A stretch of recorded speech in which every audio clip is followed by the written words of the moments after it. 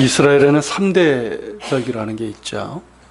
유월절, 칠칠절, 초막절, 3대 절기가 있습니다. 그 중에서 가장 크고 또 중요하고 3대 절기의 시작이라고 할 수 있는 명절이 뭐죠? 바로 유월절이죠. 그러니까 유월절이 있었기 때문에 칠칠절과 초막절도 가능해진 거죠. 그러니까 오늘 본문을 포함해서 이 12장은 유월절이 어떻게 유래됐는지에 대한 이제 알 수 있는 그런 본문으로서, 그리고 이를테면 첫 번째 유월절에 대한 기록입니다. 첫 번째 유월절은 하나님께서 애굽에 내린 마지막 재앙과 연결이 되죠. 그 재앙은 애굽의 모든 장자는 물론 애굽의 모든 처음 난 것, 그 처음 난 것들이 죽임을 당하는 재앙입니다. 그러니까 바로의 아들, 맏아들도 예외가 아니었죠. 참으로 끔찍한 재앙인데 이것은 뭘로 인한 겁니까? 바로의 완악함이 그 이유 중에 하나죠. 물론 하나님께서 구하시려고 하는, 이스라엘 백성들을 구원하시고자 하는 뜻도 있지만 이 바로의 완악함으로 이렇게 된 거죠. 이미 9번의 재앙들이 있지 않았습니까? 지난주에 잠깐 봤지만 이 9번의 재앙들도 사실 바로의 완악함으로 인해서 인한 것이었는데, 연이어서 이런 끔찍한 재앙을 겪고도 바로는 그 완악함을 거두어 들이질 않습니다. 그리고 매번 경고가 있었죠. 그러니까 예고이면서 곧 경고입니다. 이번에도 경고가 주어져요. 그 내용이 11장에 있어요. 그러니까 이는 모든 재앙들이 결코 우연히 생긴 것이 아니라 누가 행한 것이다? 하나님께서 행한 것이다. 그걸 확정하는 것이고요. 또한 바로에게는 어떻습니까? 이제라도 회개하고 그 마음을 돌이킬 기회를 주고자 함이었던 거죠. 그런데 어리석게도 바로는 그 완악함을 거둬들이지 않았고, 나중에 어떻습니까? 거의 발악에 가까운 그런 태도를 보입니다.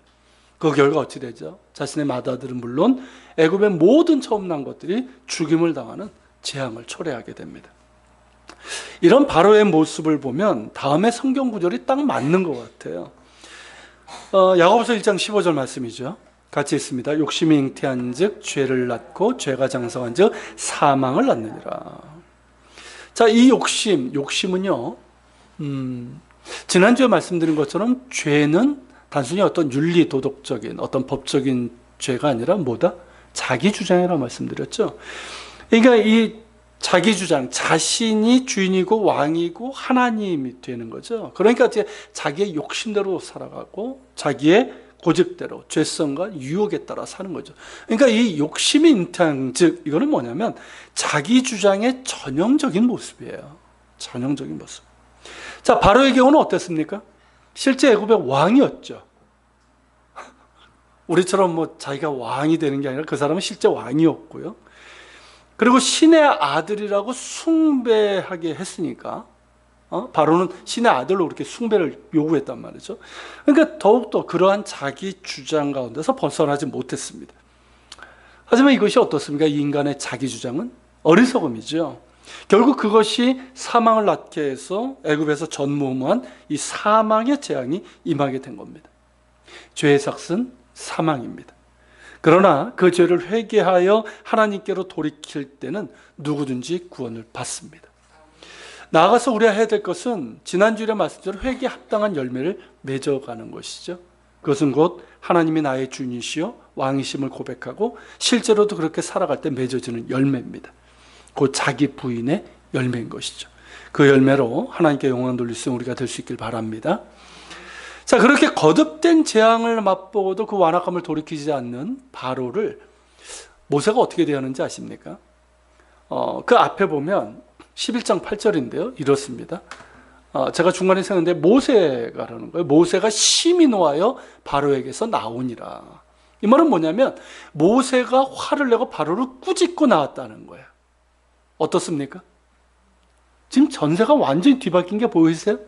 예전에는 어땠습니까? 모세가 바로를 두려워했죠. 바로와 애굽 사람들을 두려워했었어요. 그랬던 사람이 이제는 어떻습니까? 바로를 꾸짖는 사람이 돼버린 거예요. 바로에게 심히 놓아요. 바로를 꾸짖는 이런 모습. 이에 대해서 이제 11장 3절에 보면 이렇게 말씀하고 있어요. 그 사람 모세는 애굽 땅에 있는 바로의 신하와 백성의 눈에 아주 위대하게 보였더라. 왜 이렇게 됐을까요? 그렇죠. 하나님께서 그와 함께 하시기 때문입니다.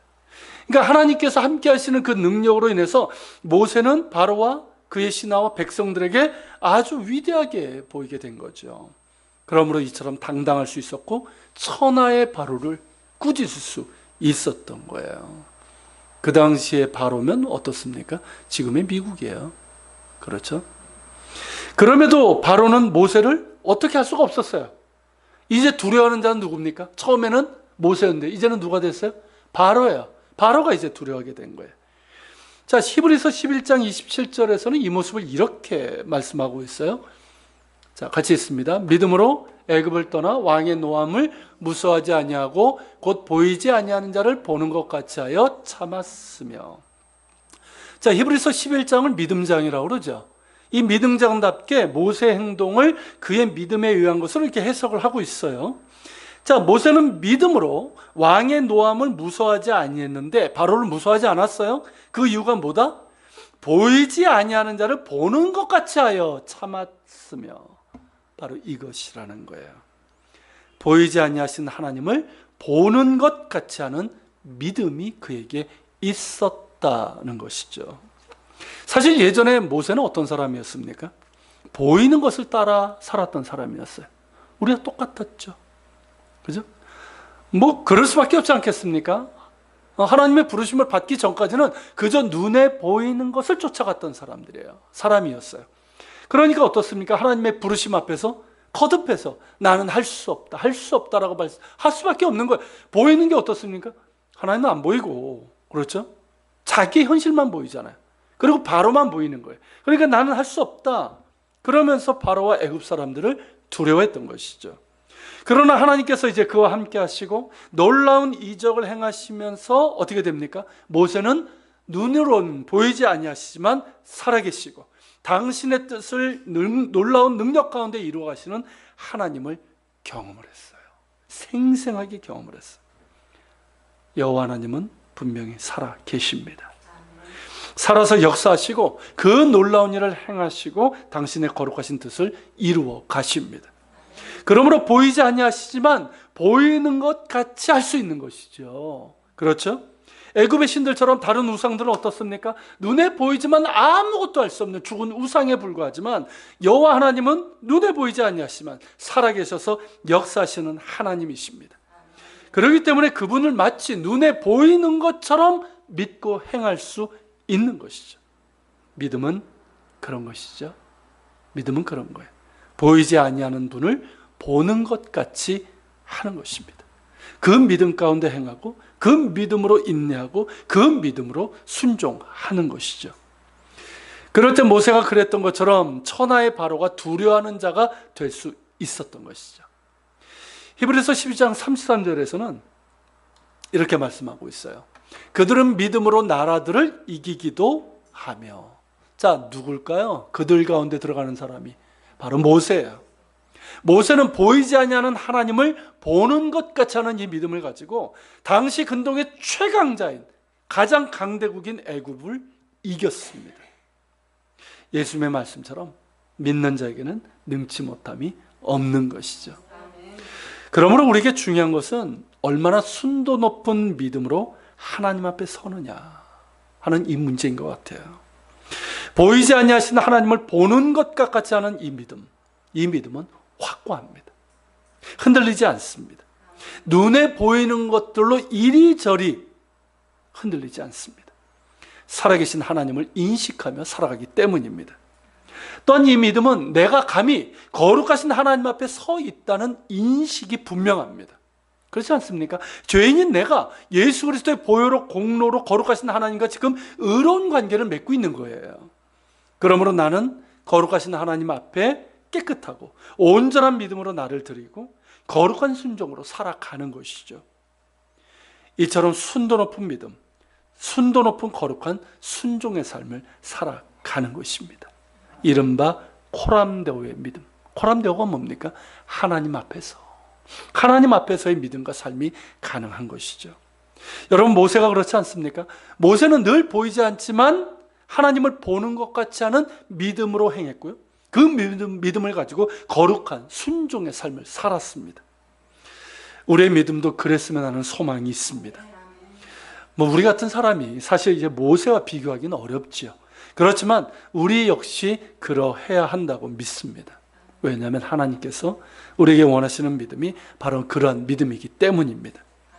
아직은 우리는 눈에 보이는 것에 아직도 우리는 더 마음을 둘 때가 있고 그것들에 흔들리고 끌려다니기도 합니다. 그래서 넘어지고 그래서 온전히 믿음의 길로 순종의 길로 가지 못할 때가 많지만 하나님께서 우리에게 원하시는 믿음이 무엇이며 또 순종이 어떠한 것인지를 알기 때문에 우리는 다시 주님을 바라봅니다. 다시 우리의 눈을 들어서 보이지 않으시지만 분명히 살아계셔서 나와 함께 하시고 크신 일을 행하시는 주님을 바라봅시다.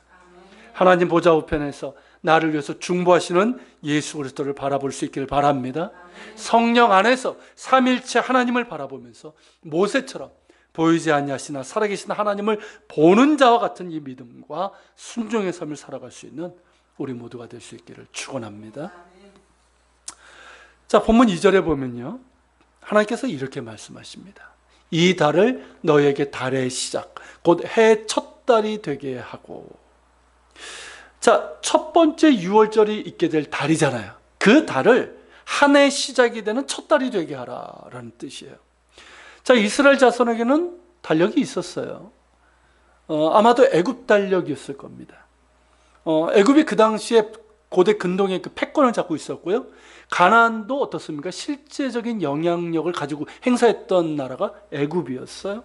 그리고 이스라엘 자손들이 오랜 기간 동안 430년 동안 애굽에서 살았기 때문에 이 애굽의 달력을 따랐다는 것은 굉장히 자연스러운 거였어요. 그런데 하나님의 명령은 어떻습니까?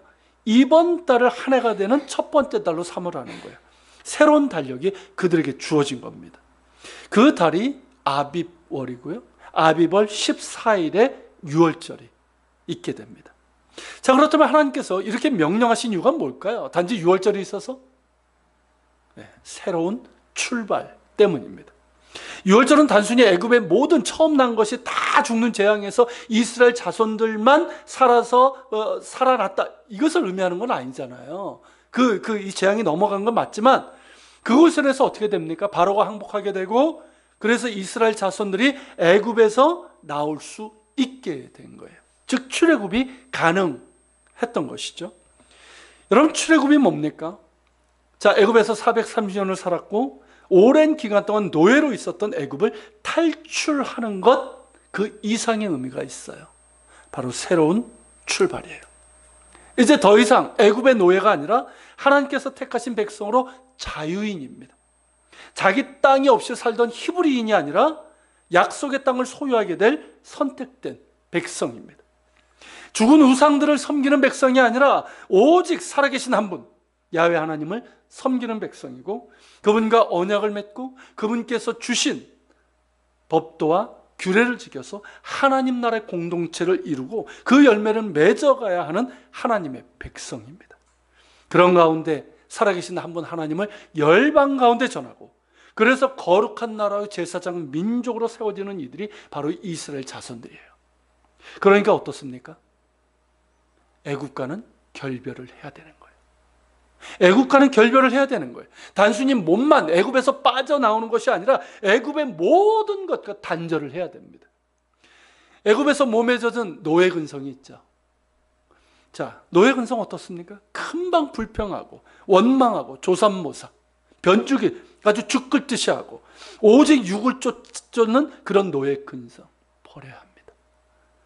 애굽의 모든 우상 숭배와 음란한 문화와도 단절해야 됩니다. 심지어 애굽 땅, 그들이 있었던 나일강의 고센 땅, 그 풍부하고 넉넉했던 그 땅과도, 그 넉넉함과도 단절해야 되는 거예요. 모든 과거와 단절해야 돼요.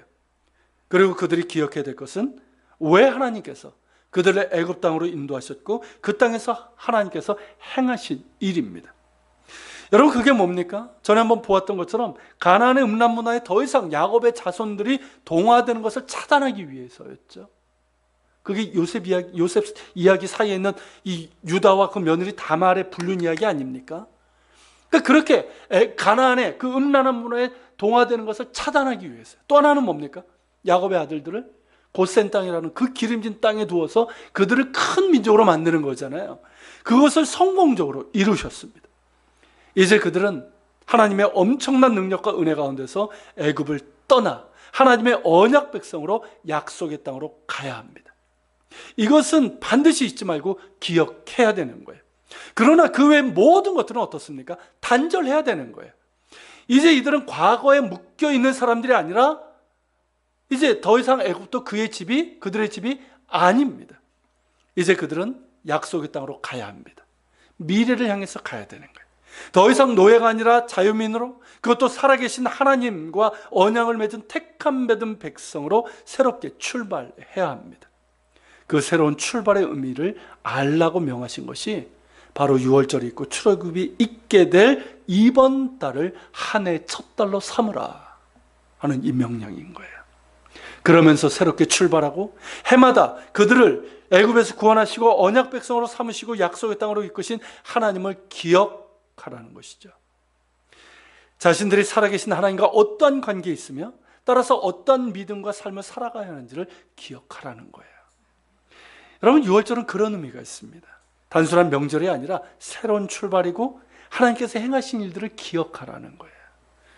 이스라엘 백성들이 출애굽해서 두 번째 6월절을 지켰을 때도 그러했죠. 어디서 지키게 됩니까? 언제? 두 번째 6월절? 시내산 밑에서. 자, 십계명의 율법을 받게 되죠. 그러면서 하나님과 언약을 맺고 성막을 짓게 됩니다. 하나님을 예배하는 공동체가 돼요. 그러면서 성막 중심의 행군 대열을 정비하게 되죠. 군대 조직이 됩니다. 그렇게 되면서 어떻게 됩니까? 자, 이제 이 시점은 언제요? 이스라엘이 또 새로운 출발이에요. 출애굽이 그 출발이었다면 이제는 어떻습니까? 이 시내산에서 출발은 약속의 땅을 향한 진정한 출발이에요. 이제 하나님과 정식으로 언약을 맺고 하나님을 예배하는 공동체가 되고 하나님의 군대로 새롭게 출발하게 됩니다. 그때가 바로 두 번째 6월절이 있었던 출애굽 제2년이었어요. 그들은 시내산 아래에서 약속의 땅으로 새로운 출발을 다짐하면서 6월절을 지켰습니다. 또한 이스라엘 자손이 요단강을 건너한 것이 뭡니까? 자, 여호수아 인도하에 요단강을 건너게 되죠. 거기서 한 게 제일 먼저 한 게 뭘까요? 여리고 점령이 아니에요. 여리고 점령이 아니라 6월절을 지켰어요.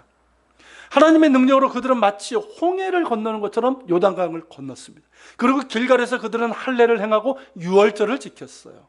무엇을 의미하는 걸까요? 역시 새로운 출발이에요. 자, 이제 드디어 약속의 땅을 밟았습니다. 진정한 약속의 땅은 요단 건너편이잖아요. 약속의 땅에 왔어요. 출애굽 40년 만에 도착한 땅이에요. 이제 새로운 출발입니다. 그러나 그 땅이 정말 새로운 출발이 되려면 그들은 하나님을 기억해야 됩니다. 그들을 애굽에서 구원하시고 여기까지 이끄신 하나님을 기억해야 합니다. 약속의 땅을 주신 하나님의 뜻을 기억해야 되는 거예요. 곧 그들이 그 땅에서 살아가면서 이루어야 될 삶의 열매들, 그리고 가치, 사명이 무엇인지를 기억해야 됩니다. 그럴 때 그 땅이 진정 약속의 땅이요 젖과 꿀이 흐르는 땅이 될 수 있는 것입니다. 기억해야 됩니다. 그 기억과 그 기억을 토대로 새로운 출발을 요구하는 것이 뭐예요? 그게 바로 6월절입니다. 이와 같은 6월절과 비슷한 것이 부활절입니다. 우리에겐 부활절이 있어요. 시기적으로도 같고요. 성격 면에서도 같습니다. 아니, 6월절의 의미를 완전하게 한 것이 부활절이죠. 예수 그리스도의 부활이잖아요. 그럴 때는 부활절은 6월절의 완성이에요. 6월절은 어떻습니까? 어린 양의 피로 그 사망의 재앙의 건짐을 받은 것이라면 부활절은 뭡니까? 하나님의 어린 양, 그냥 양이 아니에요. 어린 양이 아니라 하나님의 어린 양, 예수 그리스도의 보혈로 죄와 죽음으로부터 구원받은 것입니다. 그러므로 그 의미와 비중과 완성도에 있어서 비교할 수가 없는 것이죠. 예수 그리스도의 십자가의 구속은 완전하고 또 주님의 부활 승리는 곧 우리의 구원이 완전하며 영원함을 나타내고 있습니다. 6월절이 새로운 출발인 것처럼 부활절 역시 우리에게 새로운 출발이고요. 새로운 출발을 요구합니다. 또한 기억할 것을 요구합니다. 예수 그리스도의 부활은 새로운 출발이고 거듭남이고 모든 것을 새롭게 하시는 하나님의 은혜입니다. 죄인된 우리를 구원하심이고 죽을 수밖에 없는 우리에게 새 생명을 주신 것이고 예수 그리스도의 부활에서 우리에게 부활의 소망을 주셨습니다. 이제 우리는 죄의 노예가 아니라 사단의 권세에 묶인 자가 아니라 하나님의 자녀이고 오직 예수 그리스도께 묶인 자들이 되었습니다. 육체의 정욕, 인생의 안목의 정욕, 이생의 자랑에 따라 사는 사람이 아니라 이제는 하나님의 법에 따라 그리고 성령의 소욕에 따라 살면서 예수 그리스도를 닮은 사람으로 살아가게 되었습니다. 예수 그리스도 안에서 우리는 영원을 바라보며 영원하신 하나님 나라를 향하여 나아갑니다. 우리가 살아가는 이유는 이전과는 다를 수밖에 없고 우리가 추구하는 가치 역시 세상의 것과 다릅니다. 우리의 모든 것이 새롭습니다. 할렐루야. 그 새로운 출발이 예수 그리스도의 부활이에요. 그 새로운 출발을 기억하는 것이 바로 부활이고 부활절입니다. 구약에서는 해마다 유월절 지킴으로 그들 가운데 행하신 하나님의 새로운 구원의 역사를 기억하게 했다면 신약에서는 어떻게 됐을까요? 매주죠. 매주 부활절을 지킴으로 우리 가운데 행하신 하나님의 놀라운 구원의 역사를 기억하며 살아가게 하셨습니다. 그것이 뭡니까? 주일이에요. 주일. 여러분, 주일은 본래 부활절입니다. 초대기의 성도들은 유대인들이니까 유월절에 유대인들의 안식일, 그러니까 이 토요일에 예배를 드린 것은 물론이거니와 그 다음 날, 그러니까 예수님께서 부활하신 날이잖아요. 그 부활하신 일요일에도 모여서 예배를 드렸어요. 그 예배의 중심은 뭐였을까요? 성찬이었어요.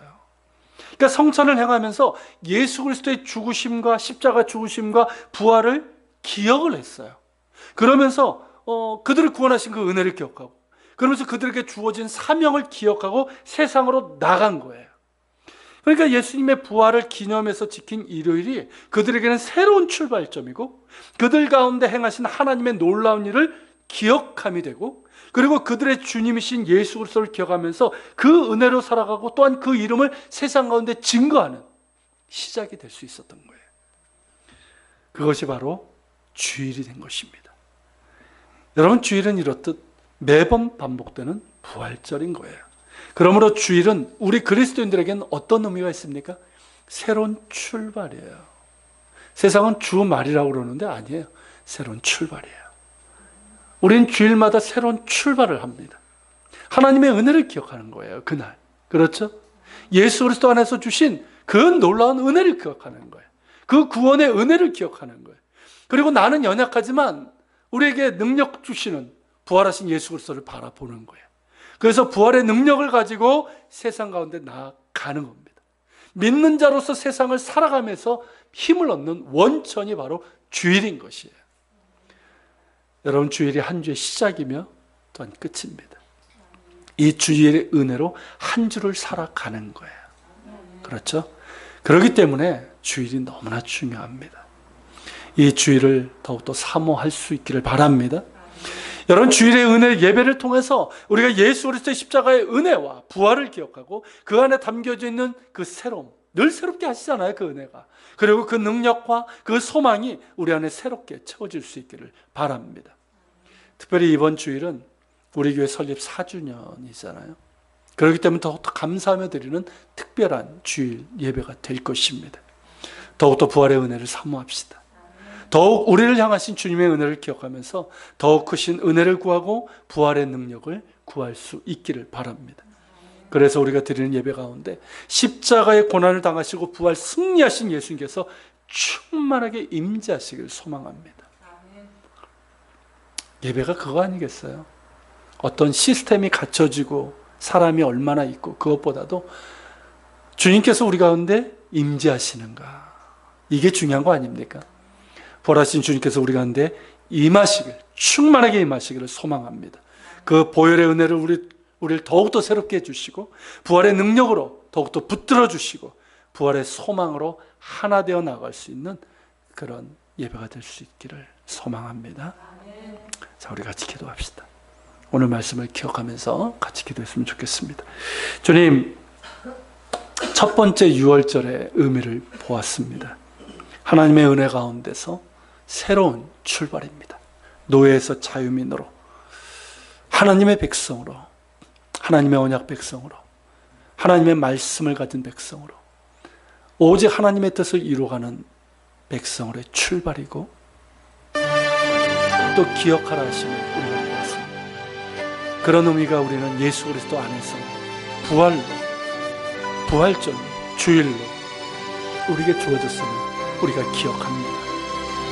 주님, 우리가 드리는 주일의 예배가 매주 반복되는 부활절이 되게 해주시고, 그러면서 우리에게도 주님의 은혜를 기억하면서 새롭게 출발할 수 있는 시간이 되게 하여 주옵소서. 주님의 은혜를 기억하고 주님의 능력을 의지하고 주님을 세상 가운데 전하며 살아갈 수 있는 그 출발이 되게 하여 주시옵소서. 우리 같이 기도하고 또 우리 4주년 설립 예배를 위해서 같이 기도하며 나갑시다. 그리고 여러분 자신의 기도 제목을